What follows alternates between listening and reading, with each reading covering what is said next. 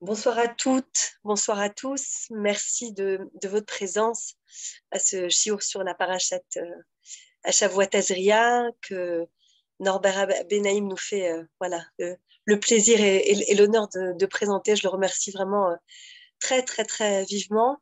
Surtout que c'est un shiur un peu particulier puisque je suis actuellement en Israël pour, dans le cadre, je ne sais pas comment est-ce qu'on peut exprimer avec justesse et émettre la situation, mais voilà, on a perdu un petit neveu qui était petit, 2 ans et demi, et voilà, c'est un drame, et à la fois, comme je disais, ce à quoi j'assiste en Israël est assez extraordinaire. Déjà, ma sœur et mon beau-frère et ses filles qui sont tout à fait exemplaires, qui consolent plus les gens que les gens ne les consolent. Et aussi une ardoute du clan d'Israël et des gens de toute sensibilité, de tout niveau de pratique religieuse ou pas d'ailleurs, toutes les catégories socio-professionnelles, tout le monde est là et arrive en masse pour consoler les endeuillés. C'est une grande leçon. Donc, je souhaite dédier ce shiur à la mémoire de Daniel Chaim, Ben Aaron Yeshaya, ve Ben Dvora Riza. Norbert, je te laisse la parole. De l'ancien ministre d'Israël Gatou aujourd'hui.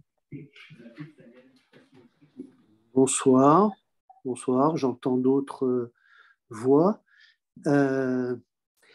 Bien, donc nous allons, si vous voulez bien, parler de la parashat Tazria, qui parle de l'enfantement, des rapports hommes-femmes et des rapports parents-enfants.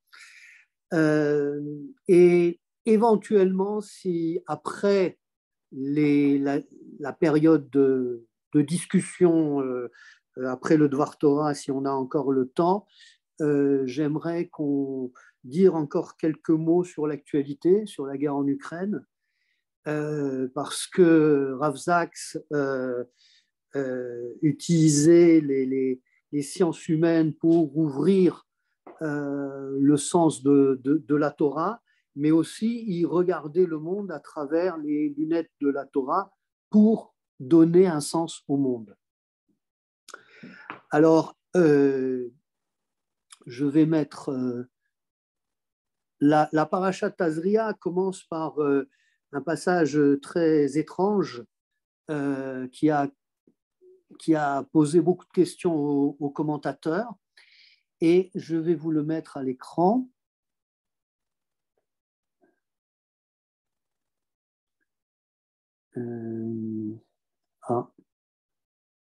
Ça marchait tout à l'heure. Voilà.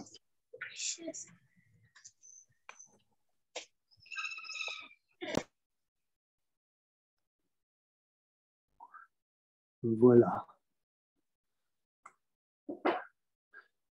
Donc, est-ce que vous avez le texte? Oui, on voit parfaitement, Norbert. Merci beaucoup. Très bien. Donc, quand une femme a conçu et qu'elle engendre un enfant mâle, elle sera impure pendant 7 jours, comme lorsqu'elle elle est isolée pour la nida à cause de sa souffrance. Et au 8e jour, on circoncira l'excroissance de l'enfant. Uvayom Hashemini yimol besar orlato. Et puis, 33 jours, elle reste isolée, mais dans un sang pur, mais elle ne peut toucher à rien de sacré et ne pas aller au Mishkan. Et si c'est une fille, alors elle sera impure 2 semaines et elle sera isolée 66 jours.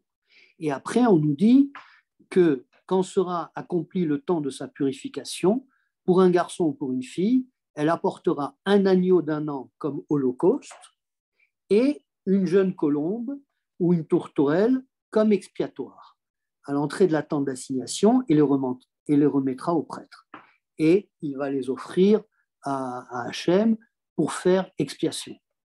Et elle sera purifiée. Alors, ça pose problème, parce que pourquoi doit-elle apporter un sacrifice? En plus, si c'était un sacrifice de remerciement, on comprendrait. Un korban shelamim, elle remercie d'avoir pu enfanter, d'avoir pu donner la vie, mais elle apporte une ola et une hatat, c'est-à-dire deux sacrifices qui sont pour des fautes. Alors, quelle est sa faute? Je poserai une deuxième question. Qu'est-ce que la Brit Mila a à voir là au milieu, hein? Alors, les Chachamim et les commentateurs ont donné plusieurs explications. D'abord, dans la Gemara Nida, on nous dit que ce sacrifice vient pour expier le fait que dans la souffrance de l'enfantement, elle a eu tellement mal qu'elle a fait le vœu de ne plus jamais recommencer et de ne plus avoir de rapport avec son mari. Et donc, puisque, évidemment, après, elle le regrette, elle va offrir un sacrifice pour expier cette faute. Rabbeinu Bechaye donne une autre explication liée à la douleur, justement, que la douleur vient de la faute de Chava. Tu enfanteras dans la douleur. Et donc, ce sacrifice vient expier une partie de la faute d'Ève, de Chava. Le Ramban, lui, le voit de façon un peu plus positive, c'est-à-dire c'est un rachat de sa personne, un kofer nafsha, parce qu'elle a survécu au danger de l'enfantement. Pour le Sforno, pendant l'enfantement, elle a dû se concentrer sur son aspect, sur le physique, hein, elle était entièrement dans le physique et dans la douleur, et elle a donc besoin de temps pour pouvoir revenir au Beth Amikdash, pour pouvoir re-rentrer dans la spiritualité. Elle a besoin d'un temps et d'un sacrifice pour rentrer dans la spiritualité. Le Mesher Chochma, lui aussi, parle du retour vers le temple et voit ce sacrifice, en particulier le Rola, comme un korban reya, comme un sacrifice, un holocauste qu'on faisait à chaque fois qu'on allait au temple. Donc voilà un certain nombre d'explications classiques qui sont données par les commentateurs. Je voudrais suggérer une autre explication à partir justement de la deuxième question, c'est-à-dire qu'est-ce que vient faire la Brit Mila là-dedans, et suggérer qu'il y a une symétrie entre la Brit Mila et le sacrifice de la femme qui vient d'enfanter. La Brit Mila représente une limitation de la puissance masculine. C'est un pouvoir qu'a l'homme d'aller vers l'extérieur, un pouvoir de conquête qui doit être limité, et c'est exprimé par une espèce de castration symbolique qui limite le pouvoir de l'homme. Mais symétriquement, le pouvoir féminin, il n'est pas moins grand. Il est peut-être plus grand, puisque la femme a le pouvoir de donner la vie. Alors, quel est le danger? Le danger, symboliquement, c'est de penser que l'enfant est toujours en elle, est encore une part d'elle-même, de créer une relation fusionnelle avec son enfant. C'est le syndrome de la mère abusive. Hein. L'exemple type, d'ailleurs, c'est Ève elle-même qui, après avoir donné naissance à son premier enfant, elle dit « J'ai acquis un homme avec Hachem. Kaniti ish ima Eloni. » Et c'est pour ça qu'il s'appelle Caïn. Il est à moi. Et ce n'est pas bon pour un enfant de ne pas avoir la place de devenir lui-même. Dans le cas de Caïn, ça en fera un assassin. Ça rejoint l'idée du Rav Zaks qui dit que le Korban Ola rappelle la ligature d'Yitzhak et l'animal qui a été offert en holocauste à la place d'Yitzhak. Pour le Rav Zaks, la ligature d'Yitzhak exprime le rejet du pouvoir absolu des parents sur les enfants qu'il y avait dans l'Antiquité, un droit de vie et de mort. Donc, la Akedat Yitzhak dit que les enfants n'appartiennent pas aux parents. Les enfants appartiennent à Hachem. Et d'ailleurs, dans le cas de Yitzhak, c'est particulièrement clair, puisqu'il a eu une naissance miraculeuse après la vieillesse de ses parents. Mais tout enfant, toute naissance est miraculeuse. Et toute naissance vient d'Hachem. Donc, les parents n'appartiennent pas aux enfants, les enfants n'appartiennent pas aux parents. Les parents en sont seulement dépositaires, éducateurs. Donc, ce sacrifice vient marquer la limitation du pouvoir de la mère. Donc, c'est un pouvoir extraordinaire qu'a la femme de donner la vie, mais ça lui donne le pouvoir aussi de pas laisser vivre. C'est donc contre cette tentation, ce fantasme, que le sacrifice intervient. Elle doit sacrifier son emprise sur son enfant pour qu'il devienne lui-même. En somme, pour dire les choses de façon plus courante, la circoncision fait en sorte que l'homme ne soit pas un macho comme Esav, ne donne pas toute l'étendue de son pouvoir, puisque Yaakov est un Ishtam Yoshev Ohalim, un homme simple, honnête, qui réside dans les tentes, donc un homme de l'intériorité. Et la femme, par ce sacrifice, elle dit qu'elle ne va pas être une mère juive. Bon, évidemment, ça ne marche pas toujours, mais en tous les cas, c'est cela la direction dans laquelle il faut aller. Alors,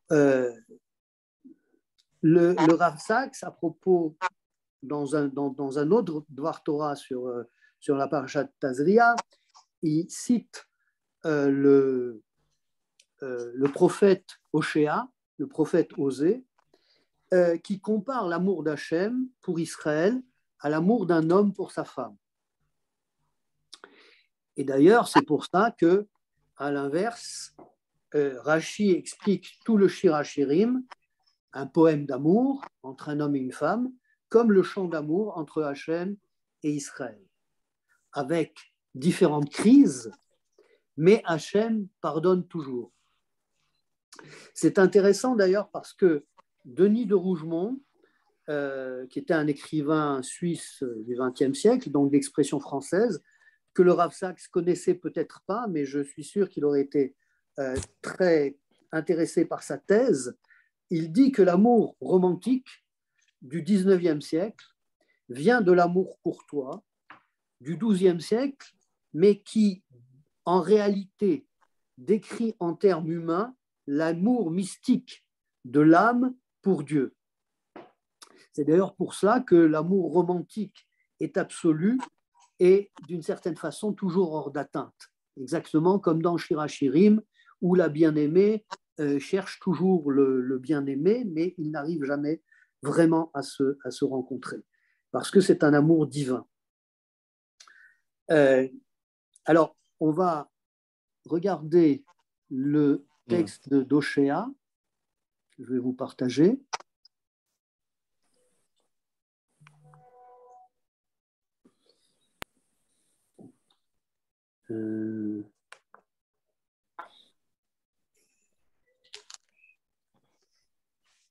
Non. Hop. Est-ce qu'on y est? Oui. On y est. Voilà. La chenine anochi mefateha. Donc, Hachem, s'exprimant par la bouche du prophète, dit, c'est pourquoi je veux la regagner, la reconquérir, donc Israël, en la conduisant dans la solitude, dans le désert, et là, je parlerai à son cœur. Là, je lui rendrai ses vignobles, et la vallée du malheur deviendra comme la porte de l'espérance. Elle y entonnera des chants comme au jour de sa jeunesse, comme au temps où elle sortit du pays d'Égypte.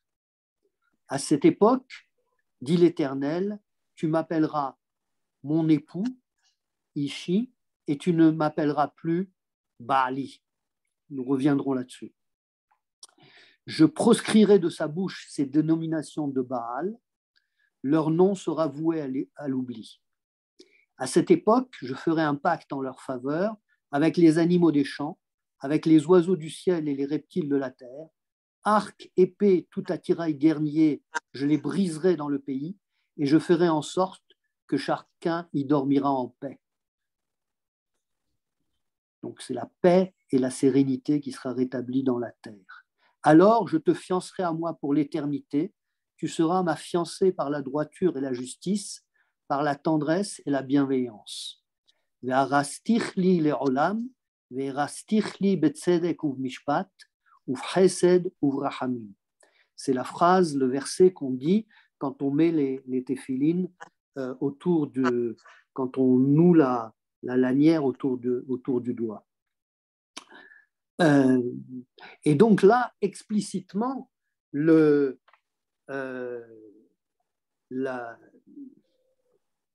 l'alliance entre Hachem et Israël est comparée avec le mariage entre un homme et une femme. Alors, je voudrais revenir sur ce verset. Ve'aya bayom hahu neum Hashem, tikrei ishi, tu m'appelleras mon homme, velo tikreili od Baali, et tu ne m'appelleras pas Baali, mon mari. En hébreu moderne, les femmes en Israël parlent de leur mari en disant Baali. Mais en réalité, le mot en hébreu veut dire mon maître. Hein? Et non seulement il veut dire mon maître, mais comme le texte le dit, il fait référence à Baal, qui était un dieu cananéen et qui représentait effectivement la maîtrise, le pouvoir, donc l'idolâtrie du pouvoir.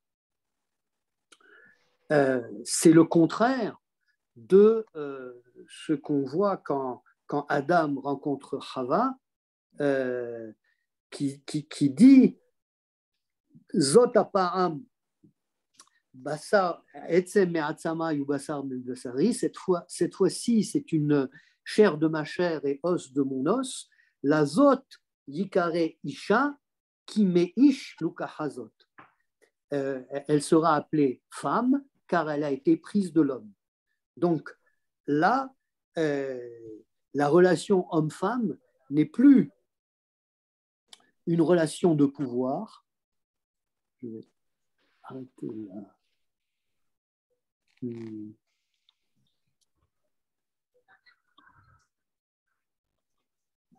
Oula, non, c'était ça qu'il fallait faire.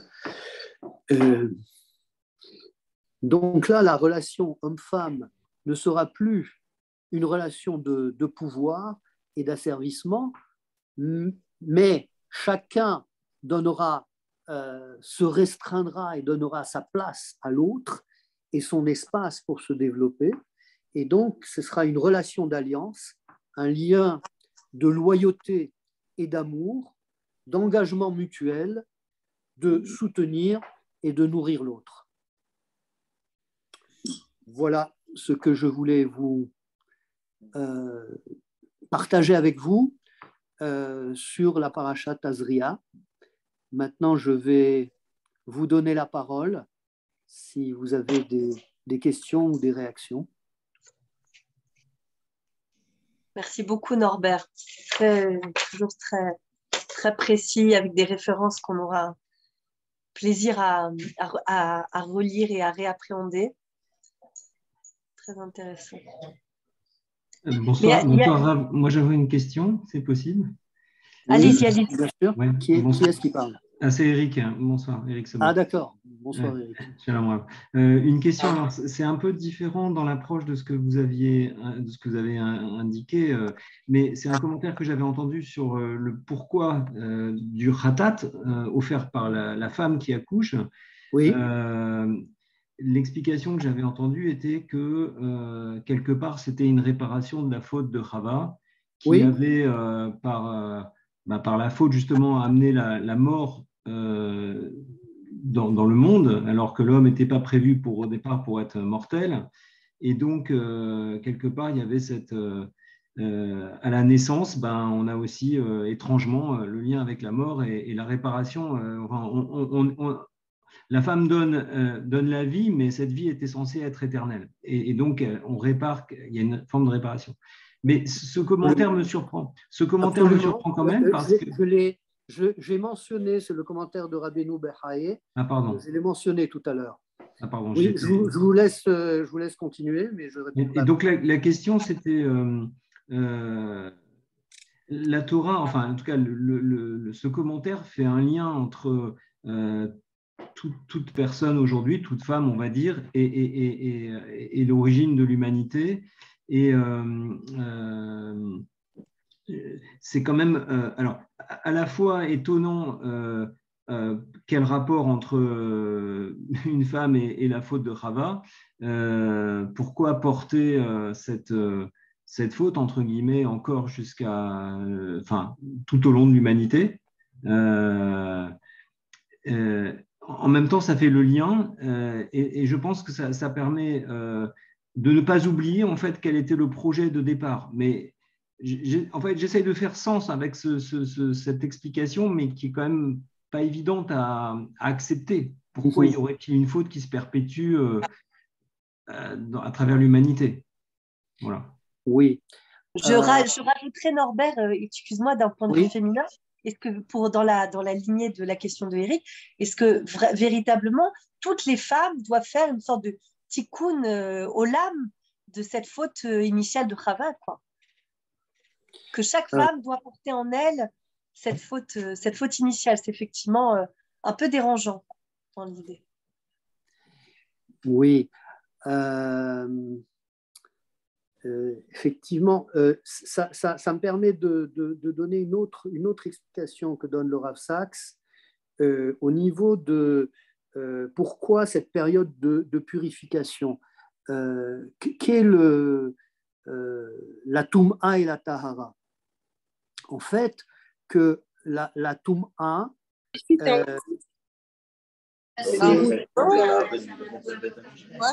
oui, est-ce que vous pouvez couper les micros quand il y a du bruit autour de vous? Merci. Donc, la Toum'a, en fait, on dit que c'est ce qui rappelle la mort, ce qui a rapport avec la mort, mais lui, il élargit ça, en fait. Il dit que la Toum'a, c'est tout ce qui nous rappelle notre caractère mortel, éphémère. Hein.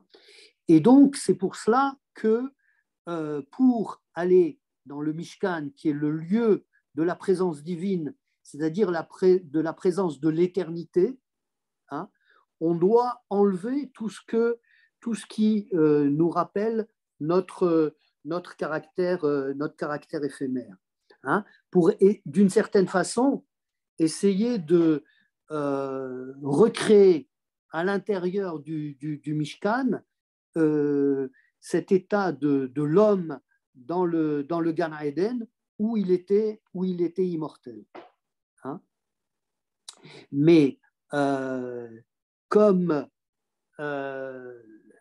effectivement nous sommes des hommes, nous portons cette caractéristique d'être mortel, hein, eh bien, nous pouvons aller dans le Beth Amikdash, dans le Mishkan, qu'à des moments très précis. C'est des brefs, je dirais, des brefs moments d'éternité. Mais le reste du temps, nous sommes dans notre condition mortelle. Et c'est ça que nous rappellent les lois de Touma et Tahara. Et c'est vrai que la femme, au moment où elle donne la vie, eh bien, on sait que cet enfant, il a un début et il aura une fin, en quelque sorte. Donc c'est elle qui, puisqu'elle donne la vie, c'est elle qui porte cette lourde tâche de nous rappeler notre mortalité. Hein? Merci Norbert, c'est très fin et très juste. Il y a d'autres questions, d'autres remarques?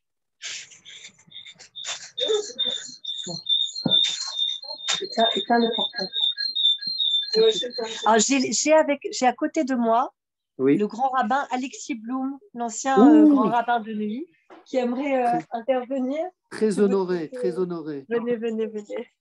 Alors, c'est un cours sur la issu des enseignements du Rav Sach, sur la paracha de la semaine. Voilà. Et donc, on évoquait la paracha Tazria. On aurait pu avoir On peut entrer dans le... Oui, on fera. Mais si vous voulez rajouter quelque chose, on parlait du Korban Khatat que la femme a amené au Mishkan, au Beth Amikdash au moment de la naissance. Alors, si vous voulez apporter, pas d'afiomi, mais sur la base de l'enseignement du Rav Sach, si vous voulez apporter votre... Comme ça, non. J'ai entendu plein de trucs tout à l'heure sur... Elle apporte aussi Ola. Elle apporte aussi Ola. Et pourquoi elle apporte? Oui, elle apporte. Oui. Alors pourquoi elle apporte Khatat avant le Ola, voilà. Et pas le contraire. Ah, voilà une question. C'est une question que je n'ai pas rencontrée. Alors, qu'est-ce que vous nous apportez comme chidouche? J'ai entendu poser la question au Rav Menachem Ackerman. Et il a apporté un chidouche de lui-même, mais je ne suis pas sûr de pouvoir le répéter. Essayez. Parce que le sacrifice de Ola, c'est la gratitude. On est content d'avoir un enfant. Et Khatat, c'est pour exprimer un manque. Il y a un manque après la naissance. La femme est malheureuse, etc. Alors il faut d'abord, il a dit sur Mera, il faut commencer par mettre de côté le négatif et après. C'est tout. Ouais. Voilà. C'est intéressant parce que effectivement dans cette explication-là, le Khatat exprime le manque que ressent la femme justement après l'accouchement. En quelque sorte, ce Khatat, c'est contre le baby blues. C'est ce qu'il disait. Oui. Et que ensuite il y a le Ola qui est donc en reconnaissance dans le positif de cette vie qui commence. Voilà, c'est ça que j'ai entendu. Merci pour ce chidouche. Merci pour votre contribution. À bientôt. Voilà. Euh, C'est un apport très, très intéressant. Je vois, Absolument. David Pesder, tu as levé la main, si tu veux rallumer le micro.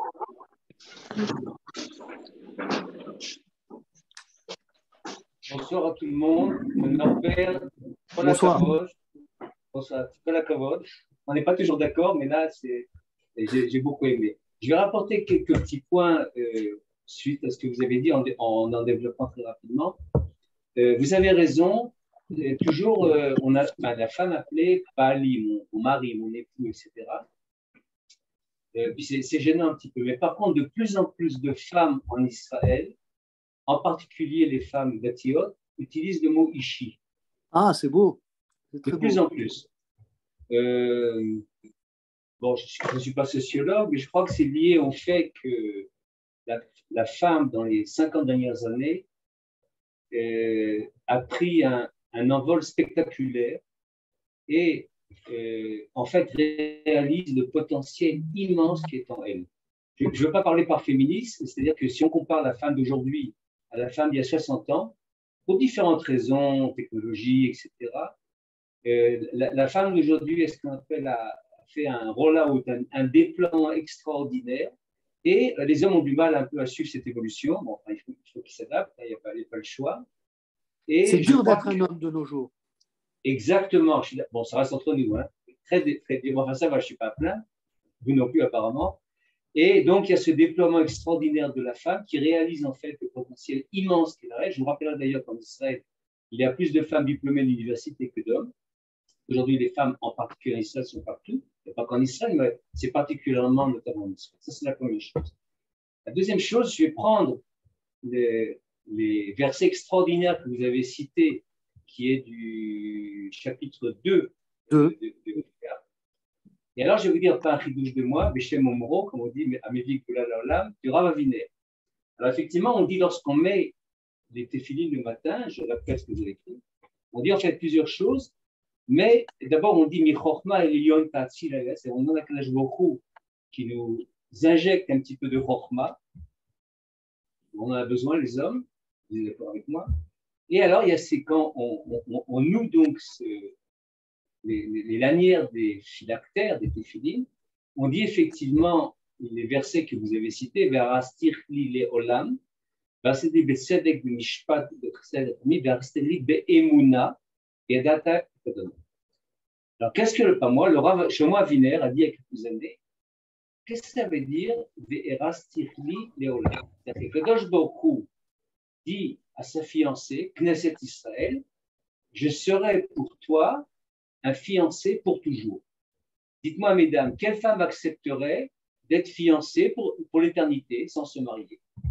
Il y en a une qui accepterait là? C'est-à-dire, alors qu'est-ce que c'est? Alors, le Rav Aviner dit la chose suivante, lorsqu'un garçon connaît une jeune fille, bah, il fait tout pour ne pas lui déplaire. Et en particulier pendant la période des fiançailles qui, à l'époque de nos sages, durait pendant 1 an. Et le Rav Aviner dit la chose suivante, et quand on est marié, bon, après, les choses changent un petit peu. Ben, il faut vivre ensemble, il y a des contraintes, il faut gagner sa vie, il faut se lever parfois à 2 heures du matin pour le bébé qui se réveille, il faut descendre des poubelles, enfin, 1000 choses que nous connaissons tous. Et alors, le Rav Aviner, il dit la chose suivante, même quand tu es marié avec ta femme, ne crois pas qu'elle est à toi. Tu dois te conduire avec elle comme si tu es son fiancé, c'est-à-dire que tu dois lui plaire, parce que c'est évident qu'un garçon qui est fiancé à une fille, il va faire tout pour ne pas déplaire à sa fiancée, parce qu'elle pourra peut-être se raviser. Donc, le Rav Aviner dit la chose suivante, considère ta femme toute ta vie comme si elle était ta fiancée, elle n'est pas encore à toi, de façon que tu ne fasses pas d'erreur et qu'elle reste toujours que vous restiez toujours dans cet état un petit peu onirique de choses qui ne sont pas réalisées, dans l'état dans lequel se trouvent donc des fiancés, en particulier l'homme, qui doit faire en tout pour ne pas déplaire à sa fiancée. Donc, je dis ce que la Rav Aviner, chacun en fera ce qu'il en veut, etc. C'est voilà. Très beau. Effectivement, il faut chaque jour faire des compliments à sa femme et réciproquement et marquer son appréciation. Voilà, alors je vous rappellerai d'ailleurs, vous ne savez peut-être pas, que l'acteur Paul Newman avait écrit une très très belle chose. Il dit il faut dire au moins une fois par jour à sa femme qu'on l'aime. On peut dire 2 fois aussi. Hein, voilà. Bon. Et alors, à part ça, je vais terminer vous voyez, très rapidement. J'ai préparé mon coup, Judith. Je vous montre un livre assez intéressant qui vient de paraître du professeur Michel Revel, qui est un scientifique assez extraordinaire, qui a gagné un prix d'Israël entre autres de l'Académie des sciences, et qui a inventé il y a plusieurs. Alors, il est le neveu du professeur André Neher, pas moins que ça. Donc, il est originaire de Strasbourg, et il a inventé il y a quelques dizaines d'années, dans le cadre du Marquand de Weizmann, l'Institut Weizmann, un médicament assez extraordinaire, basé sur l'interféron, je ne vais pas vous en parler parce que je ne connais pas suffisamment, qui est toujours utilisé pour la sclérose en plaques, donc quelque chose d'exceptionnel. Et alors, il y a à peu près un mois, nous avons été invités avec Ruth, c'est mon épouse, ma fiancée, comme vous l'avez bien compris, depuis 52 ans, mais c'est toujours ma fiancée, et il avait écrit, il a écrit un livre, en fait, qui est un recueil de il est également Tamid Raham, bon, il a une source importante, et il a écrit des choses très intéressantes, des vrais Torah très courts, comme ça, sur Vachachua, qu'il donnait chaque Shabbat. Il en a fait une théologie.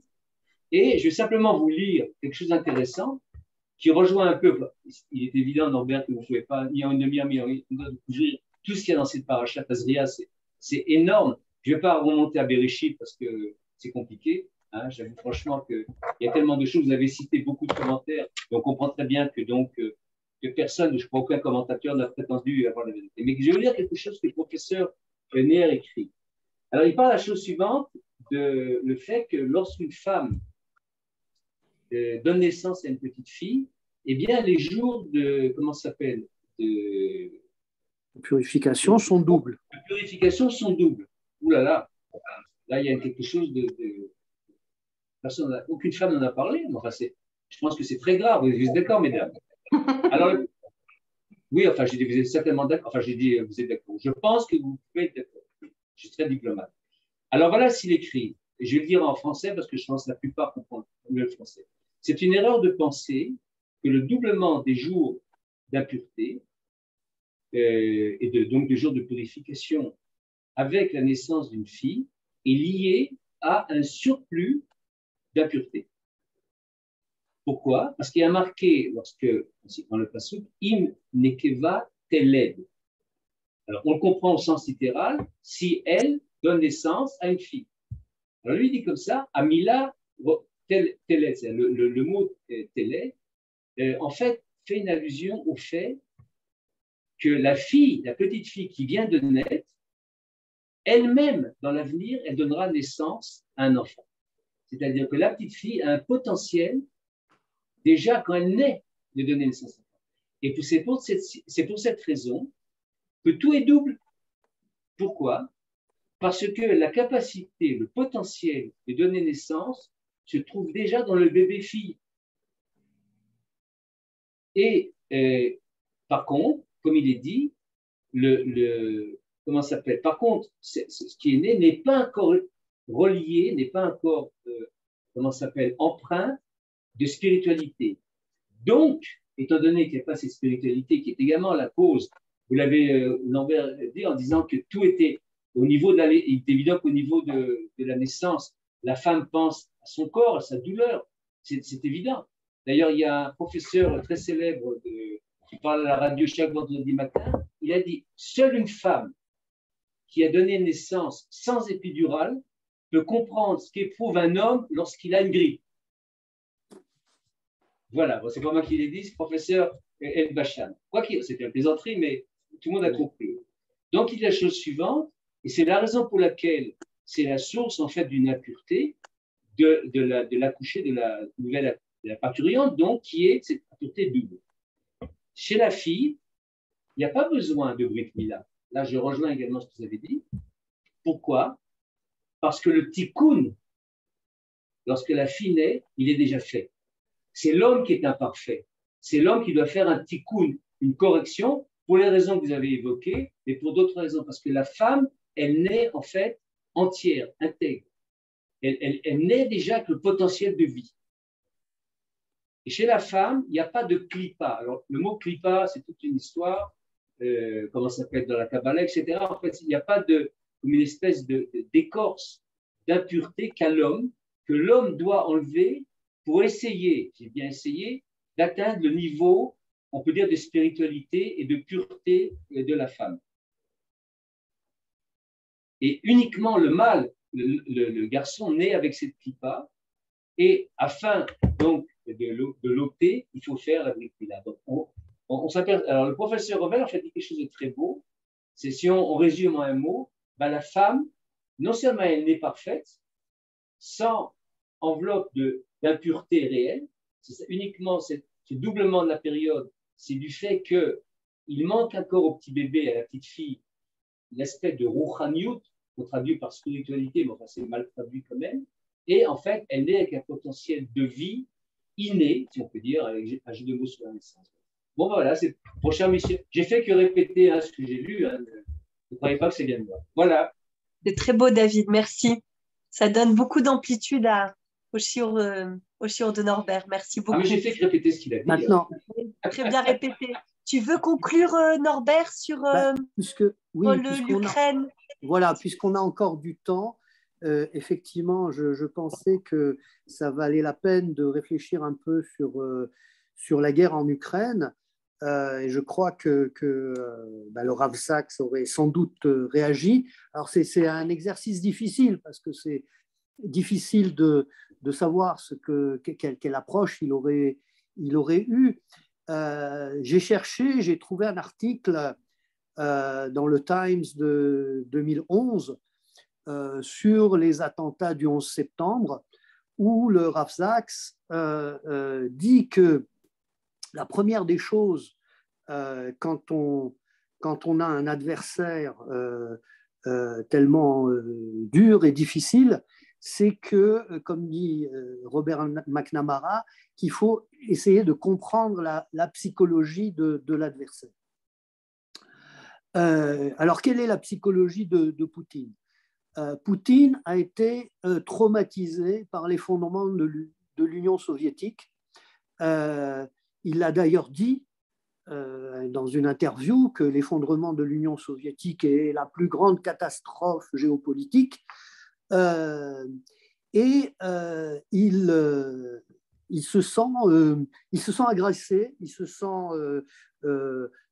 qu'il perd son pouvoir et il se sent trahi par ses anciens sujets du bloc de l'Est qui rejoignent l'OTAN, et il veut retrouver ce pouvoir russe, ou de l'Empire russe ou de l'Empire soviétique, en obligeant l'Ukraine à rester un État satellite de la Russie. Et il dit que l'Ukraine n'a jamais existé. Et alors, bon, on lit dans les médias occidentaux qu'il travestit l'histoire. Ce n'est pas tout à fait vrai, parce que, en fait, l'Ukraine est en quelque sorte le berceau du peuple russe. Le russe de Kiev a été l'endroit où s'est constitué le peuple russe, qui s'est ensuite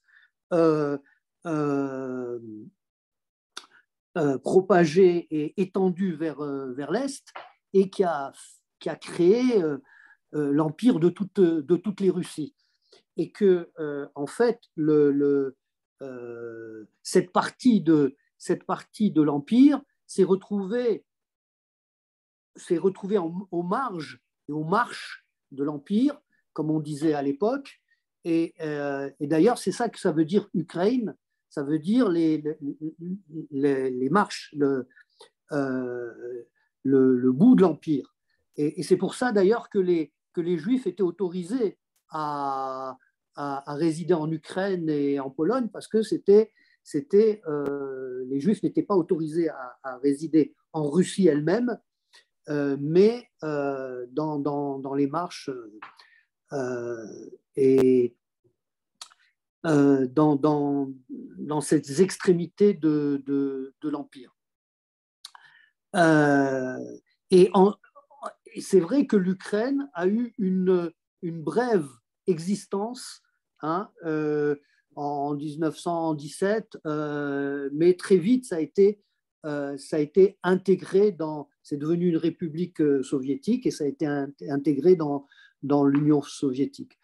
Alors c'est vrai que c'est difficile en tant que juif de considérer l'Ukraine. Je sais que ma mère, Zichrona Livracha, disait beaucoup de mal des Ukrainiens. Évidemment, c'est les descendants des Cosaques qui étaient des grands perpétrateurs de pogroms.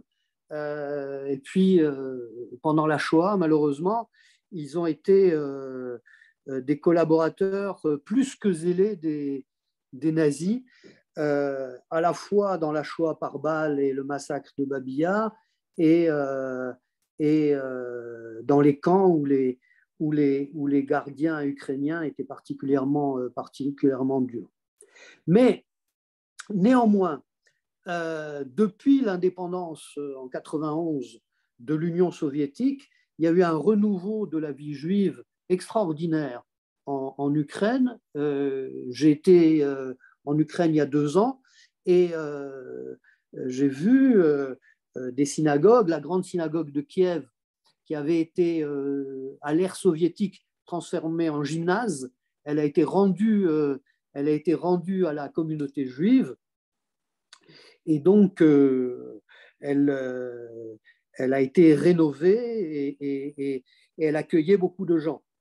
Maintenant, malheureusement, je pense qu'ils sont partis la plupart, mais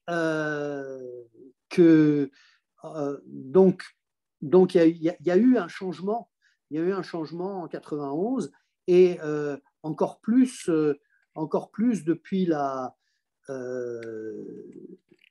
révolution orange en 2014, où il y a eu vraiment en 2004, il y a eu la révolution orange qui a marqué un attachement à la démocratie, et l'Euromaïdan en 2014 qui marquait un attachement à l'Europe. Mais je crois qu'il faut revenir peut-être ce que je disais tout à l'heure sur le Baal, qui était le dieu du pouvoir. Hein. Effectivement, ce que fait Poutine, c'est d'essayer de reconstituer et d'étendre son pouvoir. Dans la Megillah, on voit que Mordechai ne se prosternait pas devant Haman. Et les commentateurs disent, mais pourquoi Mordechai ne se prosternait pas devant Haman? En fait, si le roi avait décrété, il aurait dû se prosterner puisque c'était le commandement du roi. Et Rashi fait un commentaire qui est extraordinaire de modernité. Il dit « Asa atzmo avoda zara » que Haman avait fait de lui-même une avoda zara, une idolâtrie, une idole. C'est-à-dire, c'est le culte de la personnalité. Hein. Et donc, c'est pour cela que Mordechai ne s'est pas prosterné. Par refus de ce pouvoir autoritaire qu'il fallait servir. C'est l'idolâtrie du pouvoir. Et Mordechai est appelé dans la Megillah Mordechai à Yehudi. Et la Gemara pose la question. Yehudi, aujourd'hui ça veut dire juif, mais à l'époque ça voulait dire de la tribu de Juda. Or, la Megillah nous dit que Mordechai était de la tribu de Binyamin, hein? Ish Yemini. Alors pourquoi on nous dit Mordechai à Yehudi? Alors la Gemara répond, toute personne qui rejette l'idolâtrie est appelée Yehudi, juif. C'est la caractéristique du juif de rejeter l'idolâtrie. Eh bien, je crois que Volodymyr Zelensky s'est comporté en juif en résistant au pouvoir autoritaire de Poutine et en refusant de céder, en refusant de se prosterner. Poutine pensait envahir l'Ukraine facilement et la servir, et c'est en train de se retourner contre lui. En fait, les commentateurs politiques disent que, au contraire, il renforce l'OTAN qu'il voulait affaiblir. Et il faut noter aussi la réaction de l'Europe, qui, pour la première fois de son histoire, a montré une unité politique et a agi fermement. Alors, je crois que le Rav Sachs, qui a toujours insisté sur la nécessité de penser en termes de nous, en termes de solidarité, plutôt en termes de jeu, il aurait salué cette solidarité européenne et le fait que, pour la première fois, les pays européens sortent de leur égoïsme pour montrer une solidarité autour de valeurs de démocratie.